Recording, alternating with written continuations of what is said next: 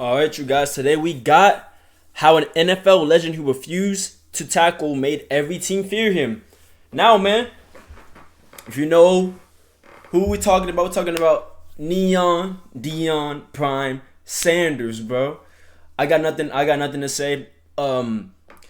His name is everything that needs to be said, to be honest. So let's get into this video, man. Said teams don't pay him to tackle. Deion Sanders was a two-time Super Bowl champion, Defensive Player of the Year, and the first true shut-down corner. But how does a player accused of avoiding contact become the greatest cornerback ever? Well, to understand that, you need to see the part of his game that didn't show up on the stat sheet. Bet. Sanders never led the league in interceptions, and his career total is middle of the pack amongst Hall of Fame. I'm low-key shocked that he didn't lead the league in interceptions ever. But I guess the quarterbacks never threw the ball his way, probably, right? Defensive backs. But that's because he was so good in coverage, teams just avoided his side of the field. Yeah. That was rule number one against Deion. Throw to somebody else. Don't let him touch the ball, and don't kick it to him. Get beat by somebody else. Don't get beat by Deion Sanders. But even though teams threw in his direction less, he still made plays. As Sanders once said, "If I don't let them get open, I won't get any work." Jerry Rice gets a step on him, raises his hand, but there's no one with better catch-up speed in all of football than number 21. Bro, there's no this dude would let them get open just so he can try and get an interception. That is insane, bro. That is insane, bro. Do you know how confident you have to be in your skills to do something like that? Jeez. Sanders was able to do this so well due to his sub 4.3, sub 4.2 depending on who you ask, 40-yard time. He also used that speed to become one of the greatest return men ever. And that speed had been obvious long before he reached the NFL. When did you realize you were different? How old were you when you realized that I'm not like these other 10-year-olds or these other 8-year-olds? When I came out the womb like this. He rode that talent to Florida State University, and by his senior year in college, he was the nation's best defensive back. But Sanders didn't rely on talent alone. You're not just playing Deion, the physical player. You're not just playing Deion, the quick cornerback. You're playing the cerebral guy that thinks the game through, that understands the game. I think Deion Sanders is the greatest athlete I've ever been around. You rarely see a guy this gifted work this hard. Sanders was a two-time All-American with 14 career interceptions, and his stock was soaring heading into the 1989 draft. He'd be selected 5th overall by the Atlanta Falcons. But while in college, he had noticed a problem. DBs was one of the worst paid positions next to, I believe, the offensive lineman at that time. Dang. And it blew my mind. I remember. Wait. O-linemen weren't getting paid like that back then? I low-key thought they were. DBs weren't getting paid. Wow. I never knew that. I sat down and I said, oh no. Right then I said, prime time. Sanders remembered a promise he made to his mother when he was just a kid. I said, I'm going to be rich one day. Mom, I'm going to make a lot of money. And you will never have to work another day of your life. So Sanders created this alter ego, Primetime, which had been in the works long before he was drafted. During a 59-0 blowout at South Carolina, Sanders told the fans they should ask for their money back. Waiting for a punt, he shouted to the Clemson bench, "This one's going back." He returned it 76 yards for a touchdown. He's just backing it up, bro. I can't even. He emerged from Bro, you can't even call him cocky. In a tuxedo for a game against the rival University of Florida.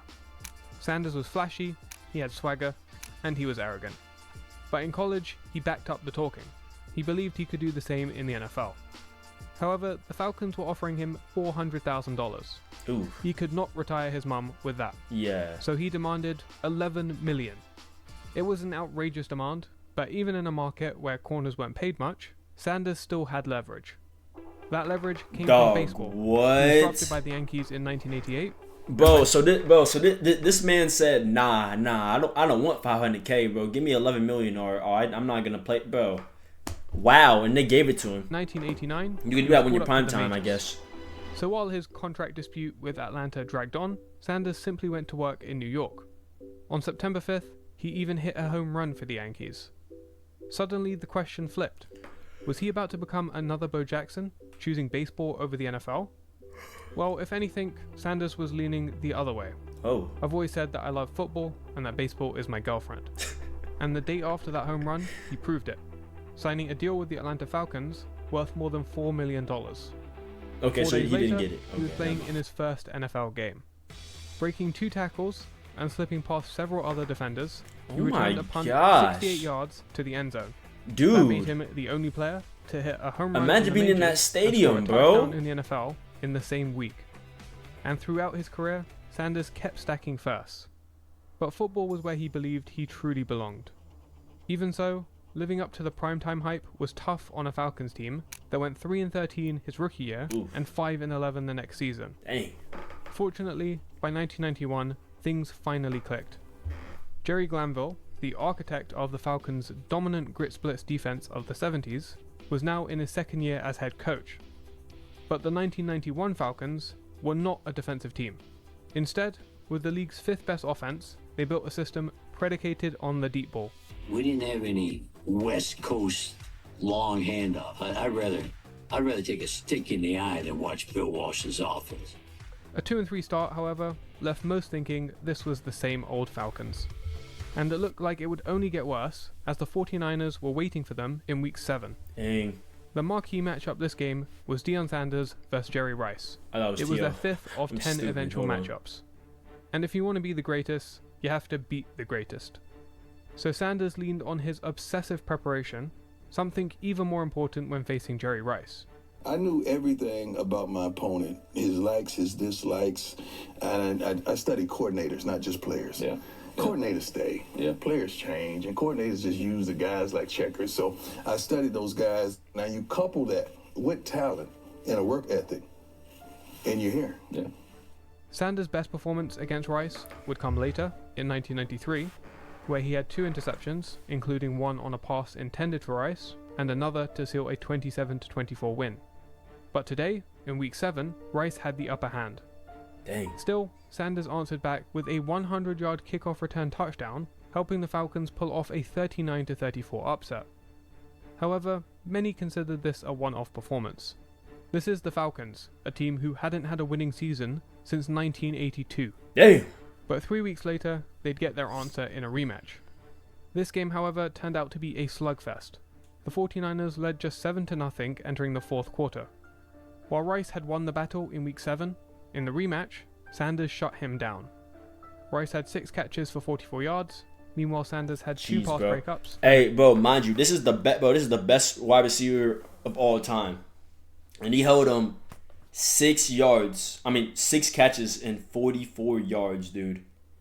Bro, then look at, bro, this is low key good too. Four catches for 45 yards. I mean, yeah, it's a touchdown, but that's still good. You know what I mean? An interception. A short strike to Andre Rison early in the 4th tied the game, but the 49ers responded, and with just 9 seconds left, they held on to a 4-point lead. The Falcons did have one last attempt, at the 49ers' 44-yard line, There's no way. and on the final play, they completed a Hail Mary. Oh They my just swept the gosh. 49ers. Ain't no It way. wasn't a fluke. By now, the entire city had embraced the spirit of the 1991 Falcons. They're not the best team in football yet, but they are the most exciting. Because in 1991, they were too legit. Well, you tell them, Hammer. Sanders had given a long-struggling franchise a swagger it hadn't felt in years. He, along with teammate Kim Micaiah, both finished with 6 interceptions, first in the NFC. With the momentum from the 49ers game, they won 5 of the remaining 7 games, and reached the playoffs for the first time in almost a decade to face the New Orleans Saints. The Saints entered as 6-point favorites, armed with the league's best defense and an explosive offense to match. Alright. And they started like it, already up by 7 and threatening to go ahead by 2 touchdowns late in the first quarter, as they faced 3rd and 3 near the goal line. Instead, Sanders came up with the interception in the Falcons' end zone. That's what turned the whole attitude of our defense around. We were feeling a little down, and it was a little hard trying to stop this offense to, okay, here we go. The Falcons took control, and from there, came back to win 27-20. The Redskins awaited them in the divisional round, a team who had already blown them out in Week 11. Conditions at RFK Stadium were wet and slippery, and the Falcons did everything possible to sabotage themselves, turning the ball over 6 times. Dang! Washington went on to win the Super Bowl. Atlanta went in the opposite direction, finishing with a losing record in 1992 and 1993. Meanwhile, by 1994, Sanders was the NFL's best corner, a 3-time Pro Bowler and 3-time All-Pro. But he wasn't a winner. You gotta go win, Now bro. he was about to hit free agency, and several teams immediately began courting him. While the 1980s belonged to the San Francisco 49ers, by the early 90s, the Cowboys had stolen the crown.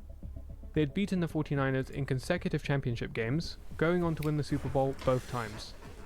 So in 1994, the Cowboys hoped to be the first team to win 3 straight Super Bowls. The 49ers, however, were determined to not allow that to happen. After the final play of the game, Eddie and I got in the elevator, just the 2 of us. And he looked over at me and says, "You can't let this happen again." And Eddie said, "I don't care what it costs. I don't care about anything. We're not going to lose to Dallas in the NFC Championship this year." The 49ers' biggest move was signing Sanders to a 1-year deal. What the hell? Bro, 1.2 million just for Dion? Bro, what the? Bro, why did he agree to that? I mean, yeah, I think he was still in the MLB, so I guess, like, you know what I'm saying, like, it did, like, you know what I'm saying, he had money, he had money coming in from other places, but a 1-year deal with 1.2 million? I mean, low-key, that's, never mind. In the 90s, that's a lot of money. My fault. I'm tripping. In the 90s, that's a lot of money. Bro, this man, Deion Sanders, said, hey, if you can't beat him, join him. And I don't blame you, Deion. I mean, when you're the best player, when you're one of the best corners of all time, you can do what you want. You can do what you want to do, man. I would do the same thing. He was a big moment player, but in Atlanta, there weren't many big moments to shine in. True. With the 49ers, on the other hand, there were plenty, starting in Week 4 against the Saints. The 49ers were up 17-13 late in the 4th, but the Saints were driving, now at the Niners' 42-yard line. Jim Everett threw in the direction of his top receiver, Michael Haynes. Everett connected with Sanders, who Shouldn't have returned done the that, bro. interception for a 74-yard touchdown. The 49ers won 24-13. Their Week 7 matchup would be an even bigger moment as Sanders returned to Atlanta. In what would be a blowout win, Sanders made the play of the game, intercepting a pass and returning it 93 yards for a touchdown, high-stepping and taunting Bro, his look former at him, bro. teammates He's as not, he bro. crossed the goal line. He's not even running As he- full speed. No, go back, bro. Go back. This man was Blowout win. literally Sanders jogging. made Look the at play of this. the game, It does, bro. intercepting a pass He and returning like he it ran a 93 little yards for bit and then he touchdown. just jogged, bro. High-stepping and taunting He ran his like former at teammates as he crossed the goal maximum line. 5 As he to would 7 proclaim yards, after the dude. game, I got one thing to say. This is my house. I built this, and this is my house. You those know what? two You get to say that. performances Were part of You get to say Sanders' that, bro. finest season to that point. He finished the year with 6 interceptions, returning 3 for touchdowns, and was named Defensive Player of the Year. Dude. He had this season with teams actively avoiding his side of the field. Chicago made the decision to completely ignore the NFL's Defensive Player of the Year. Dion was a non-factor statistically, but a huge factor tactically. While the individual accomplishments were nice, Sanders joined the 49ers to win. Yeah, exactly. And that goal would be tested in their 3rd straight championship game against the Cowboys. The 49ers Yo, wait a started minute. hot. So you're telling me three years in a row, it was the Cowboys and versus the 49ers? What is this? Bro, what is this? The Warriors and Cavs, bro? 3 years in a row? I already know fans were tired. I would have been tired of this, dude. Especially Before the because I'm a Cowboys Giants could even fan, look bro. up at the scoreboard, the 49ers had forced 3 turnovers and jumped out to a 21-0 lead. Dang, don't tell me they While came would back. Fight back. The 49ers were still up 31-14 at halftime. Dallas was able to remain in this game, in large part thanks to Michael Irvin, who finished with almost 200 receiving yards. But when Sanders was covering him, he was a non-factor. The 49ers Jeez, had bro. maintained their lead late into the 4th, but now, with less than 7 minutes left, the Cowboys hoped to bring the score within 3. Sanders was lined up against Michael Irvin. Aikman took the snap, floated the ball his direction, but Irvin could not make the catch. He argued it was pass interference. How? I'll let you Let me see. decide that. However, the Cowboys wouldn't score again, and the 49ers... It's not pass interference, it could go either way. But it's not pass interference because, first of all, back in the 90s, you could be physical. Very physical. But if Dion played in this time, bro, I'm not going to lie to you, that would be PI. Because the leak has gone very soft. But the reason why it's not PI is because he looked up at the ball.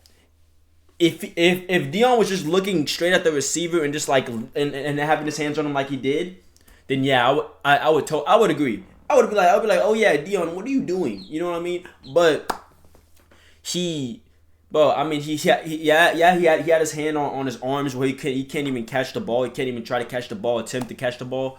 But you know what I'm saying?